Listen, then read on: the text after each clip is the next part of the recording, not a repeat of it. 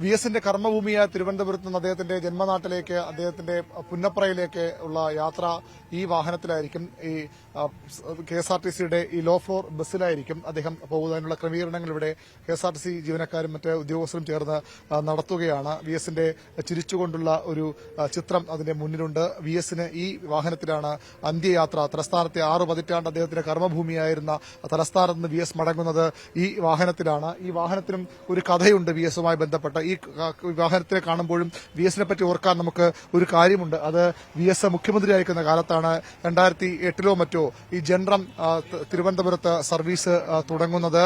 ആ ജനറം സർവീസിന്റെ ഉദ്ഘാടനം ചെയ്തത് വി എസ് അച്യുതാനന്ദനാണ്. ഈ സെക്രട്ടേറിയറ്റിന് പിൻവശത്തുള്ള സെൻട്രൽ സ്റ്റേഡിയത്തിൽ നിന്നാണ് അന്ന് ഈ ജനറൽ ബസിന്റെ ആദ്യ യാത്ര തുടങ്ങിയത്. അന്ന് ഈ ബസിൽ ഒരുപക്ഷെ ഈ ഭാഗത്ത് മുൻനിരയിൽ വി എസ് അച്യുതാനന്ദൻ ഏകദേശം ഈ സീറ്റ് അന്ന് ഇതേ രീതിയായിരുന്നില്ല ബസ്സിന് ചില മോഡിഫിക്കേഷൻ വരുത്തി. പക്ഷേ ഈ സീറ്റിൽ നിന്നാണ് വി എസ് അച്യുതാനന്ദൻ കേരളത്തിന്റെ അന്നത്തെ മുഖ്യമന്ത്രി ആദ്യ യാത്ര ജനറൽ ബസിന്റെ ഉദ്ഘാടന യാത്ര നടത്തിയത്. അന്ന് ആ യാത്രയിൽ പങ്കാളിയാകാൻ എനിക്കും അവസരം കിട്ടിയിരുന്നു. അവിടെ നിന്നാണ് വി എസ് അച്യുതാനന്ദൻ സെൻട്രൽ സ്റ്റേഡിയത്തിൽ നിന്ന് കന്റോൺമെന്റ് ഹൌസ് വരെ വി എസും അന്ന് അദ്ദേഹത്തോടൊപ്പം മന്ത്രിമാരും ഈ ബസ്സിൽ യാത്ര ചെയ്തിരുന്നു. അങ്ങനെ വി എസ് ഉദ്ഘാടനം ചെയ്ത ബസ്സിൽ തന്നെയാണ് അദ്ദേഹത്തിന്റെ അന്ത്യയാത്ര ഇവിടെ നിന്ന് പോകുന്നത്. വി ജോയ് CPM ജില്ലാ സെക്രട്ടറി MLA നമ്മോടൊപ്പം ചേരുന്നു. ജോയ്, ഞാൻ പറഞ്ഞു വന്നത് വി എസ് ആണ് ഈ ജനറൽ ബസിന്റെ ലോ ഫ്ലോർ ആദ്യം ഉദ്ഘാടനം ചെയ്തത്. അദ്ദേഹം ഈ ബസ്സിൽ യാത്ര നടത്തിയിരുന്നു. ഇതെല്ലാം ഒരു നിമിത്തമാണ്. യഥാർത്ഥത്തിൽ ഇങ്ങനെ അദ്ദേഹം തന്നെ ഉദ്ഘാടനം ചെയ്യപ്പെട്ട ഒരു ബസ്സിനകത്ത് അദ്ദേഹത്തിന്റെ ഭൌതിക ശരീരം കൊണ്ടുപോകാൻ പറ്റുന്നു എന്നുള്ളത് ഒരു നിമിത്തമാണ്. യഥാർത്ഥത്തിൽ ഈ നാടിന് അദ്ദേഹം നൽകിയ സംഭാവനകൾ നമുക്ക് മറക്കാൻ ഒരിക്കലും പറ്റുന്നതല്ല. ഇന്നിപ്പോ ഇവിടെ നിന്നൊരു ഉച്ചയോടുകൂടി നമ്മൾ ആലപ്പുഴയിലേക്ക്, അദ്ദേഹത്തിന്റെ ജന്മനാട്ടിലേക്ക് വിലാപയാത്രയായിട്ട് പോകുന്നതും ഈ ബസ്സിലാണ് എന്നുള്ളത് പ്രധാനപ്പെട്ട കാര്യമാണ്. ഈ 2 മണിക്ക് തന്നെ പോകുമെന്നാണോ ഇപ്പോൾ തീരുമാനിച്ചിരിക്കുന്നത്? ഇപ്പോൾ നല്ല ക്യൂ ആണ്.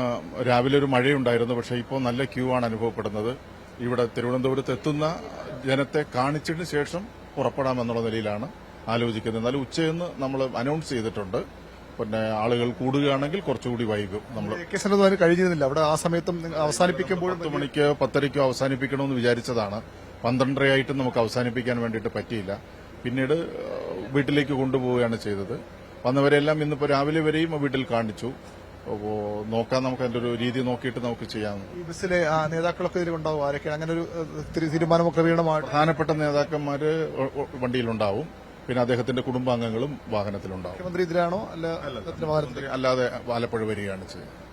അതാണ് ക്രമീകരണങ്ങൾ. ആ രീതിയിലാണ്. CPM ജില്ലാ സെക്രട്ടറിയാണ്, വർക്കല MLA ജോയിയാണ് ആ കാര്യങ്ങൾ വിശദീകരിച്ചത്. ഏതായാലും ഇവിടെയാണ്, ഈ ബസ്സിലാണ് വി എസിന്റെ അന്ത്യയാത്ര. ഇവിടെയാണ് കേരളത്തിന്റെ ജനനായകൻ തിരുവനന്തപുരത്തിന്റെ അദ്ദേഹത്തിന്റെ കർമ്മഭൂമിയിൽ നിന്നുള്ള യാത്ര പോകുന്നത്, അവസാന യാത്ര പോകുന്നത് ഈ വാഹനത്തിലാണ്.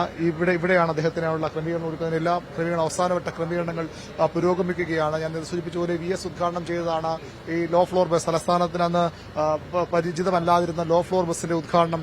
ആദ്യമായി ലോ ഫ്ലോർ വരുമ്പോൾ വി എസ് അച്യുതാനന്ദനാണ് ആ ബസ് ഉദ്ഘാടനം ചെയ്തത്. അതിലെ ആദ്യ യാത്രക്കാരൻ വി എസ് ആണ്. അതിലെ മുൻ സീറ്റിലിരുന്നു കൊണ്ട് വി എസ് അന്ന് ഈ നഗരം ചുറ്റിക്കണ്ടു എന്ന് പറയാം. തിരുവനന്തപുരത്ത് ഈ സെൻട്രൽ സ്റ്റേഡിയത്തിൽ നിന്ന് മാസ്കറ്റ് ഹോട്ടലിന്റെ അവിടെയാണ് വി എസിന്റെ അവിടം വരെയാണ് ക്ലിഫ് ഹൗസിലേക്ക് പോകാൻ വി എസ് അവിടെയാണെന്ന് വാഹനത്തിൽ ബസ്സിൽ നിന്നിറങ്ങിയത്. അവിടം വരെ യാത്ര ചെയ്ത വി എസ് ഇന്ന് ഒരു നിമിത്തം CPM ജില്ലാ സെക്രട്ടറി ഒരു നിമിത്തമാകാം ഒരുപക്ഷെ ആ വി എസിന്റെ അന്ത്യയാത്രയും ഈ ബസ്സിൽ തന്നെയാകുന്നു. അത് ഉച്ചയ്ക്ക് 2 മണിയോടുകൂടി ആരംഭിക്കാനാണ് ഇപ്പോൾ CPM നേതൃത്വവും സർക്കാരും ഒക്കെ ശ്രമിക്കുന്നത്. പക്ഷേ ഈ പുറത്തുള്ള ജനക്കൂട്ടം, വലിയ ജനക്കൂട്ടം പുറത്തിപ്പോഴും വി എസിനെ കാണാൻ, വി എസിന് അവസാന നോക്ക് കാണാൻ, അദ്ദേഹത്തിന് ഒരു പിടി പുഷ്പങ്ങൾ അർപ്പിക്കാൻ ഇപ്പോഴും ജനക്കൂട്ടം ഇവിടേക്ക് ഒഴുകിയെത്തുകയാണ്. അങ്ങനെയെങ്കിൽ ഒരുപക്ഷെ ഈ യാത്ര അല്പം വൈകിയേക്കും. യാത്ര വൈകാൻ തന്നെയാണ് സാധ്യത. ഇന്നലെയുമൊക്കെ CPM നേതൃത്വത്തിന്റെയൊക്കെ പ്രതീക്ഷകൾ മറികടന്നുകൊണ്ടുള്ള ജനപങ്കാളിത്തം വി എസിനെ കാണാനായി ഇവിടേക്ക് എത്തിയിരുന്നു. അതുകൊണ്ട് തന്നെ ഈ യാത്രയും ഒരുപക്ഷെ വൈകിയേക്കാം. എങ്കിലും വി എസ് ഇവിടെ നിന്ന് തന്റെ കർമ്മഭൂമിയിൽ നിന്ന് ഉച്ചയ്ക്ക് 2 മണിയോടുകൂടി ഇവിടെ നിന്ന് യാത്ര തുടങ്ങാനാണ് സാധ്യത.